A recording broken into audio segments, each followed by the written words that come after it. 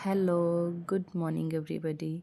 तो सुबह मैं उठ के पहले बाथरूम चली गई, मैं नहाई धोई फ्रेश हो गई। फिर आके मैंने थोड़ा अपना मेकओवर किया, थोड़ी क्रीम श्रीम लगाई, एक अंदर से स्वेटर पहनी पतली सी, एक ऊपर से पहनी, क्योंकि बहुत ज़्यादा ठंड हो रखी है बाहर, बहुत धुंध थी, कुछ भी नज़र नहीं आ रहा था। तो धुंध में बहुत ठंडी हवा चलती तो बहुत ठंड लगती है।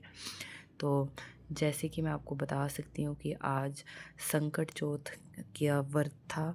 तो मैं सुबह नहा धो के फ्रेश हो गई। अब मैं जैसे पूजा करने को जाना चाहती थी तो तब तक मेरा बेटा जाग गया और उससे एक्चुअली वो बहुत बीमार था, उसे फ़ीवर हो गया था बहुत ज़्यादा, तो उसे खांसी भी थी। तो पहले वो जब उठ गया तो मैंने सोचा पहले उसको कपड़े शपड़े लगा दूँ, अच्छे से उसको रखूँ।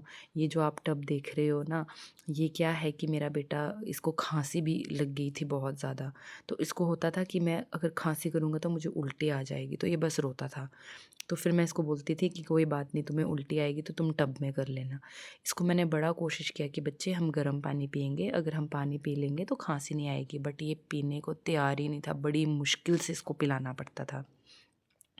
फिर जब मैं इसको तैयार श्यार करके बाहर ले गई, इसको मैं बाहर सोफ़े पे रखा, तो फिर मैंने अपना रूम पूरा सेट कर दिया बिल्कुल ठीक ठाक करके। फिर मैं पूजा करने चली गई। फिर मैं पूजा करने लगी। तो मैंने आपको बताया कि संकट चौथ था। ये संकट चौथ ऐसा फास्ट होता है जैसे करवा चौथ का ही होता है समझ लो, पर करवा चौथ पे हम पति के लिए फास्ट रखते हैं, ये संकट चौथ या तिलकुट पूजा हम अपने बच्चों के लिए रखते हैं। मेरा मानना है, कुछ लोग तो कहते हैं कि ये ना बेटे के लिए होता है, पर मेरा मानना है बेटा बेटी एक समान। आप अपने परिवार के लिए रखो, अपने बच्चों के लिए रखो, एक बेटा है उसके लिए रखो, दो बच्चे हैं उनके लिए रखो, कोई फ़र्क नहीं पड़ता। भगवान जी से प्रार्थना करें कि आपका और आपका परिवार हमेशा खुश रहे, हमेशा तंदुरुस्त रहे, ठीक रहे, बस यही दुआ है। फिर उसके बाद मैंने वॉशिंग मशीन में कपड़े भी डाल के रखे थे, साथ साथ में वॉशिंग मशीन में कपड़े भी जाके चेक कर रही थी, देख रही थी। एक्चुअली आजकल ना लाइट का बड़ा प्रॉब्लम हो गया है, तो मैं ना एक काम एट अ टाइम नहीं कर सकती। तो मैं सोचती हूँ कि मेरे 2-3 काम अगर साथ साथ में चलते रहें तो सब ठीक रहेगा। फिर जब मैं कपड़े वॉशिंग मशीन में रख के आ गई, तो फिर मैं आई तो मैंने अपने छोटे बेटे को सोचा कि मैं पहले इसको नोबलाइज़ कर लेती हूँ, क्योंकि एक तो पहले ये लेट उठे थे, कोई 10-11 बज गए थे। उसके बाद कि इनको 2 टाइम बोला है सुबह शाम नोबलाइज़ करने के लिए। इनको खांसी बहुत ज़्यादा है ना, इनकी चेस्ट ख़राब हो गई, तो इसलिए डॉक्टर ने बोला है कि आप 2 रेस्प्यूल्स डाल के इसमें आप इनको नोबलाइज़ करो तो ठीक हो जाएंगे। तो नोबलाइज़ करने के बाद इनको थोड़ा फ़र्क पड़ गया है, काफ़ी हद तक इनकी खांसी ना ख़त्म हो गई है। तो बस वही ये डेली रूटीन है, ये करना पड़ता है। अब अकेली हूँ तो थोड़ा मुश्किल होता है, लेकिन क्या करें, चलो ये वक्त भी ऐसा नहीं रहेगा, बच्चे जब बड़े हो जाएंगे वो फिर खुद ही करेंगे। तो फिर उसके बाद मेरा बड़ा बेटा भी जाग गया था, फिर उसको भी नोबलाइज़ किया क्योंकि उससे भी खांसी थी, बट ये है कि वो खुद ही अपना नोबलाइज़र पकड़ लेता है। फिर मैं किचन में गई, फिर मैंने इनके लिए खीर बनाई थी, इसकी सूजी की खीर बनाई थी, क्योंकि ये कुछ खा नहीं रहे थे, मान ही नहीं रहे थे कुछ खाने के लिए। तो मैंने कहा तुम खीर ही, एटलीस्ट खीर ही खा लो। खाना तो खा ही नहीं रहे थे, छोटा तो बिल्कुल भी नहीं खा रहा था, उसको बस यही था कि मैं अगर कुछ भी खाऊंगा तो मैं उल्टी कर दूंगा। बड़ी मुश्किल से उसको मनाना पड़ता था, बड़ी मुश्किल से खिलाना पड़ता था। फिर साथ साथ में मैं वॉशिंग मशीन में कपड़े भी सुखा दिए थे। फिर कपड़े लेके मैं छत पे आ गई, फिर कपड़े धूप में डालने लगी। सुबह के टाइम पे तो इतनी धुंध थी कि ऐसा लग रहा था कि धूप निकलेगी नहीं, लेकिन जैसे 12-1 बज गए उसके बाद से ना मौसम थोड़ा साफ़ हो गया, थोड़ी धूप निकली, तो मुझे थोड़ी सी राहत मिली कि चलो इतने दिनों के बाद कम से कम धूप तो निकली। फिर उसी के साथ मैंने क्या किया, मैं बाहर आ गई आंगन में और आंगन साफ़ करने लगी। आंगन साफ़ करने के साथ साथ आप मुझे बीच में देख सकते हो कि मैं ना आपको दिखाई नहीं दे रही होंगी, मैं कभी पानी दे रही थी, कभी मोटर से ऊपर वाली टैंकी, छत वाली टैंकी में पानी चढ़ा रही थी, बीच में बाथरूम में भी जा रही थी। ये कुछ और कपड़े रखे थे वॉशिंग मशीन में, उनको भी देख रही थी। फिर साथ साथ में किचन में मैंने दाल चढ़ाने के लिए रखी हुई थी, उसको भी देख रही थी। बीच में थोड़े से बर्तन थे, उनको भी साफ़ कर रही थी। तो मैं ना काम करती रहती हूँ, मतलब मेरे को ऐसा नहीं है कि एट अ टाइम एक ही काम करना है। मैं सोचती हूँ एक काम करने से ना आपका दिन वेस्ट हो जाएगा, आपका पूरा काम टाइम पे होगा ही नहीं। तो मैं ना ये सारे काम छोटे मोटे सारे इकट्ठे ही कर रही रहती हूँ कि मेरा काम जल्दी जल्दी ख़त्म हो जाए। फिर मैंने पहले एक साइड से गेट ये पूरा आंगन साफ़ किया, गेट के पीछे से फिर दूसरी साइड से किया। मोटर लगाई थी, तो जब पानी ऊपर चढ़ रहा था तो उसी से मैंने पाइप से पानी डाल के वो साफ़ करने लगी। तो अच्छा, तो मैं आपको बता रही थी कि आज फ़ास्ट है। तो ये फ़ास्ट क्या है कि ये इसमें क्या होता है कि 2 लेडीज़ होती हैं, वो देवरानी जेठानी होती हैं।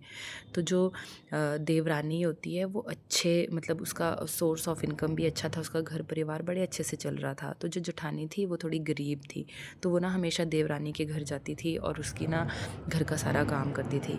लेकिन एक दिन क्या होता है कि देवरानी क्या करती है, ऐसे देवरानी जेठानी को हमेशा कुछ ना कुछ खाने को दे देती थी। तो उस दिन क्या होता है कि वो देवरानी ना कुछ नहीं देती, क्योंकि ना देवरानी के हस्बैंड ने खाया होता है खाना, ना बच्चों ने खाया होता है। वो खाना इसलिए नहीं खाते हैं क्योंकि उनकी माँ ने फास्ट रखा होता है, यही तिलकुट का फास्ट रखा होता है।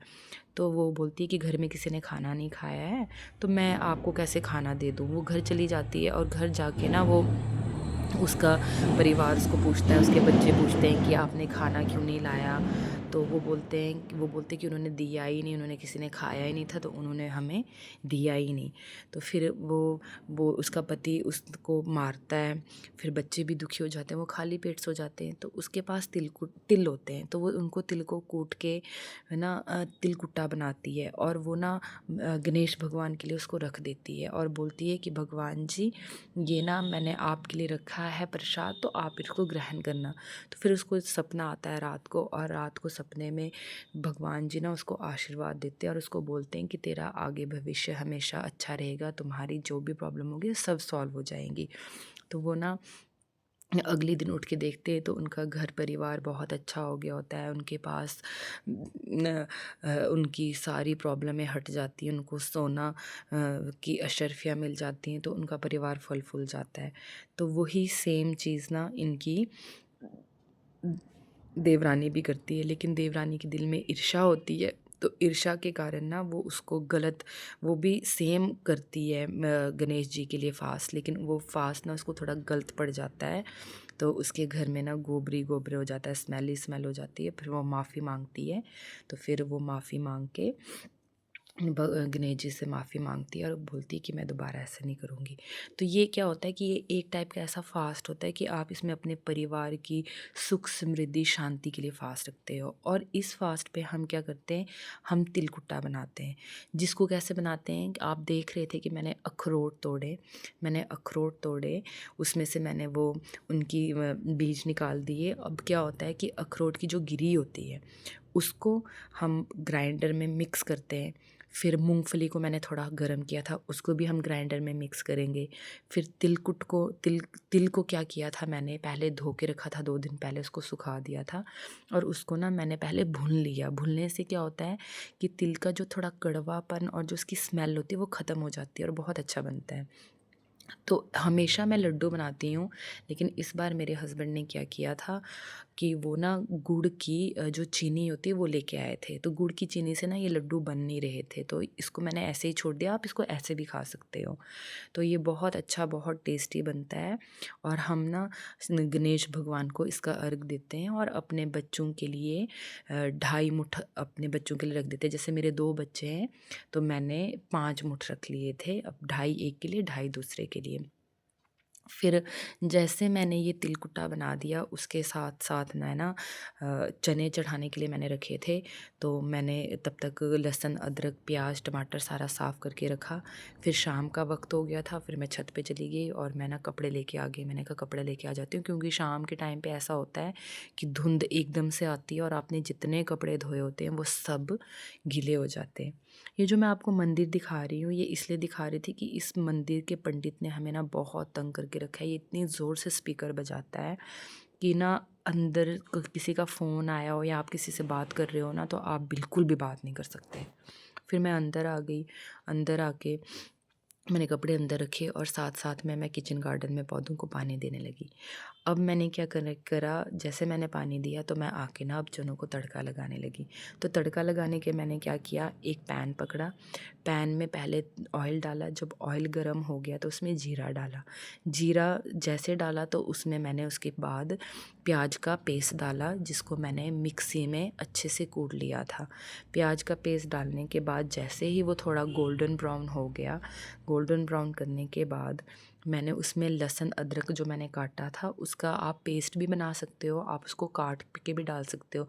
लेकिन मुझे क्या अच्छा लगता है कि मैं ना उसको कद्दूकस करती हूँ मूली छुरे पे। मेरे पास एक छोटा सा मूली छुरा है जिससे मैं उसको कद्दूकस करती हूँ, और कद्दूकस करके ना वो बड़ा अच्छा लगता है। तो मैं वो उसके बाद मैंने वो उसमें डाल दिया और उसको भी अच्छे से भून लिया। उसको ज़्यादा भूनने की ज़रूरत नहीं, क्योंकि लहसुन अदरक ऐसा होता है कि ये बड़ी जल्दी पक जाता है। अगर आप उसको ज़्यादा पकाओगे तो वो जल जाएगा। अब यहाँ पे आप देख सकते हो बिल्कुल मेरा लहसुन अदरक और प्याज अच्छे से पक गया था। अब मैंने इसमें मसाले डाले। मैंने इसमें डाला हल्दी डाली, मैंने मिर्ची डाली, इसमें आप जीरा पाउडर डाल सकते हो, आप इसमें गरम मसाला डाल सकते हो, आप इसमें धनिया पाउडर डाल सकते हो, जो आपके पास अवेलेबल है। फिर उसके बाद मैंने इसमें टमाटर डाले। टमाटर भी मैंने मिक्सी से अच्छे से क्रश कर दिए थे, मिक्सी में अच्छे से उनका पेस्ट बना दिया था, वो डाले। और फिर उसको अच्छे से भूना, और अच्छे से भुनने के बाद उसके जो कच्चापन होता है वो निकल जाता है। आप टमाटर जैसे आप टमाटर की प्यूरी इसमें डालते हो उसके बाद आप नमक डालो। नमक से भी क्या होता है कि टमाटर ना बड़ी ईज़िली पक जाते हैं, जल्दी से पक जाते हैं। आपको ज़्यादा ना इसमें ज़्यादा मेहनत नहीं करनी पड़ती है। तो यहाँ पे जब मेरा मसाला बिल्कुल पक गया था तो मैंने अपना मसाला चनों में ट्रांसफ़र कर दिया। अब मैं इसी में रखती हूँ, क्योंकि पैन थोड़ा बड़ा है तो इसमें से बहुत अच्छे से वो हो जाता है। तो ये देखो, आप देख सकते हैं कि मेरे काबुली चने या सफ़ेद चने आप देखते हो बहुत अच्छे से बन गए। अब शाम हो गई, शाम के 10 बज गए थे, लेकिन इतनी धुंध थी, इतने बादल थे कि सूरज नहीं, चाँद दिखाई नहीं दे रहा था। लेकिन ऐसे टाइम जब हमने इंटरनेट पे देखा तो 8:50 के आसपास चाँद निकल गया था। तो मैं 10 बजे छत पे आई, तो मैं 10 बजे आके पूजा की, तिलकुट का अर्घ चढ़ाया, अच्छे से पूजा करी, बहुत मज़ा आया। फिर मैं नीचे आ गई। नीचे आके क्या हुआ कि मेरे हस्बैंड ना मेरे लिए पानी लेके आए थे। पानी ना 150 रुपीज़ का सिर्फ 300 ml था। तो मैंने सोचा आज इतना महंगा, इतना कॉस्टली पानी पी के देख लेते हैं ये पानी है कैसा, इसका टेस्ट कैसा है। बट जब मैंने पिया तो ये मुझे नॉर्मल पानी के जैसे लगा। इसमें कोई नहीं ऐसे लग रहा था कि कोई एक्स्ट्रा पानी है या बहुत अच्छा पानी है या इसमें बहुत मिनरल्स है। बिल्कुल नहीं, जैसे आपका नॉर्मल एक पानी होता है वैसे लग रहा था। तो ये रहा मेरा आज का पूरा दिन का व्लॉग। और मैंने थोड़ा लेट पोस्ट किया, क्योंकि जो ये संकट चौथ का फास्ट था जिसको तिलकुट पूजा हम कहते हैं, ये 6 जनवरी का था। तो ये मैंने 6 जनवरी की रिकॉर्डिंग की थी, बट मुझे टाइम नहीं मिल रहा था इसको एडिट करने का और पोस्ट करने का। तो फाइनली आज मैंने इसको एडिट करके पोस्ट किया। और अब आप मुझे बताएं आपको मेरा व्लॉग कैसा लगा। अगर अच्छा लगा तो प्लीज़ मेरे चैनल को सब्सक्राइब करें, बेल आइकन को क्लिक कर दें, ताकि आपको मेरी आगे की और नोटिफिकेशंस मिलती रहेंगी। Thank you, bye bye.